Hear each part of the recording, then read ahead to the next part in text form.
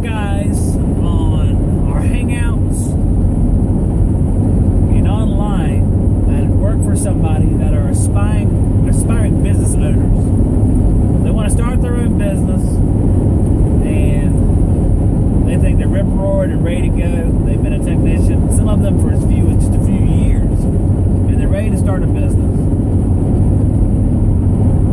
That's quite a commitment, and sometimes, and the purpose of this blog is sort of illustrate that sometimes people have kind of a rosy look at certain things, and I sort of kind of compare it to parenthood. When I was becoming a father for the first time, once I got over being petrified, I was imagining what I thought it would be like to be a father. All these moments you see on TV, all these clips, you're at graduation, your son's name is called, you're clapping. That's my boy.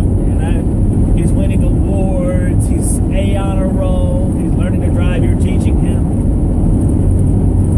In reality, it's very different. It's a very rewarding experience, but it's something like when you're 15 trying to imagine what's going to be like when you're 30, and you presume you know what's going to be like, but it's completely different because your mindset changes, you mature.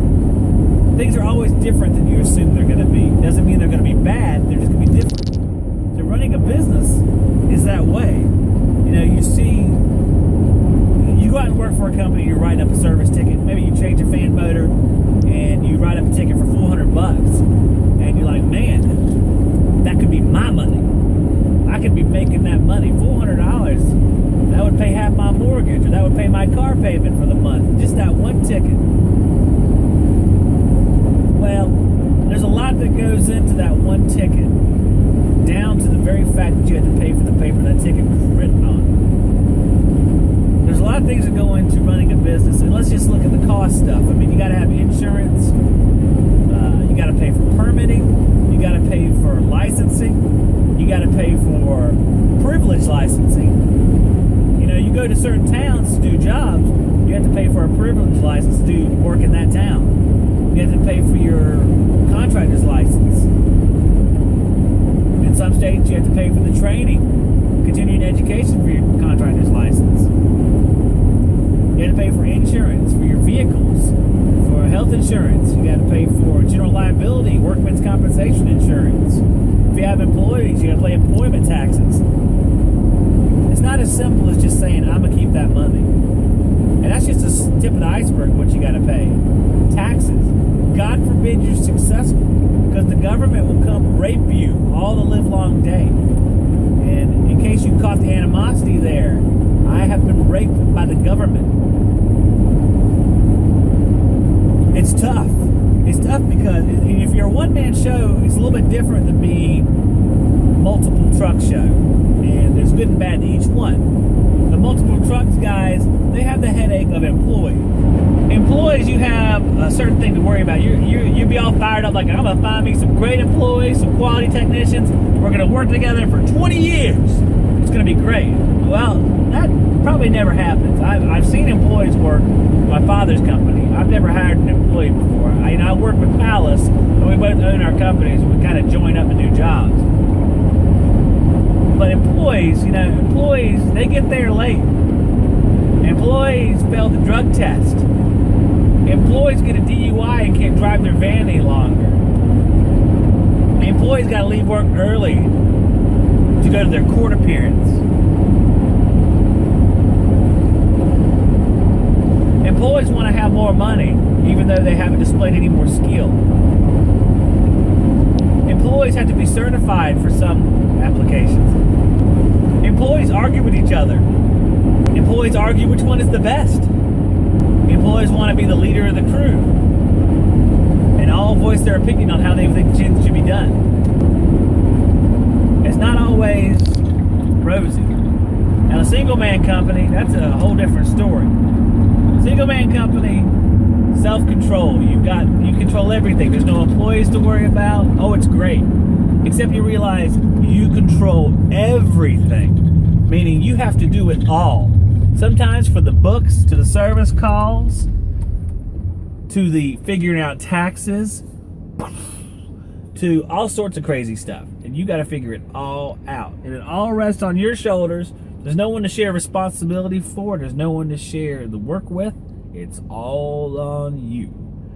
And it doesn't take but one or two little slip-ups, accidents on the job, and all of a sudden you go from having a great day to having a super bad day. And this is the sort of thing that you say will never happen, but it happens like that. And then you're done. And there's nothing you can do about it. Hey, I broke my leg. I'll just get one of my employees to cover up. I don't have any employees. It's going to be real hard to change capacitors in my wheelchair. And it's going to be very difficult to hang that air handler up in the basement from my wheelchair. And how am I going to get in the basement unless they have a ramp? You got to think about this stuff. And this is just sort of a cautionary tale. A lot of you will start a business and be very successful and will go on to do great things, much greater things than I've done with my business. And I'm not here to say that my business is more successful, because we've had our ups and downs even this year. It's been 7 years and I still have a horrible winter, and recovering from that, it's been slow to come, but it is coming, thankfully. And some of you will be more successful than me because I'm almost too nice. Some would argue that. So, too nice to be in business. A more vibrant salesperson, how's that? Vibrant salesperson would be more successful because they would sell where I would fix, because I'm not one to push stuff on people that is not ready for. I know a lot of guys are sell. If it's R22, you got to get a new unit. If it's got rust on it, you got to get a new unit. A bird sneezed on it, you got to get a new unit. I just can't be that person. Whether it makes me unsuccessful to a certain degree or lessens my success, I guess I'm willing to trade that, because at the end of the day, I really don't want to be a person that builds my house on that sort of ideal. Now, I want to be successful, and I think I can be. I think we all can be by doing an honest day's work. So I think if you work hard, you put in the work, people are impressed by it. But it is a lot of work. And I just want you guys that are starting your own businesses and want to get out there on your own to realize that it's going to be different than what you think. It's not going to be popcorn and candy and merry-go-rounds and rainbows. It's going to be good, but there's going to be times when it's going to suck unbelievably. And you got to just keep going and keep pressing through, because you're the leader and you got to lead the group, whether it be employees or not. You set the tone for the entire company, and you decide whether it lives or dies, whether it fails with your attitude, how hard you work. It's a simple truth. There's a big difference between being an employee and being a boss. Because being a boss, you have to get everything done. The pressure is all on you, all the time. And you got to be willing to shoulder that pressure, which many of you will do wonderfully at. But there's a few of you that I fear haven't thought it through. When I hear you talking about it, I feel like there's a little bit of naivety there. And I'm just here to sort of be a cautionary tale and let you think about it. Because you need to think about it. You need to speak to someone who's been in business. There's a lot of guys in our group that have been in business for a long time. I've been in business 7 years. Ralph's been in business for a long time. John's been in business for a long time. I think Steve's been in business for a couple decades. So there's a bunch of guys you can talk to right there that have been around the block. And you can ask them questions, and we're still learning about business. Business is not my strongest point. Being a technician is probably my strongest point. Business is second. But I got to work hard, and I've been working hard to make sure that business catches up. Because I am in business to make money. I want to do an honest day's work, but I got to do it in a way where it makes me money. So guys, if you have any questions, reach out to the group. That's what we're here for. If you're in the pro group on Facebook, reach out. I'll put you in touch with guys that can discuss this subject, be willing to help with it. That's what we're here for. That's what the community's about. The community is about our brotherhood.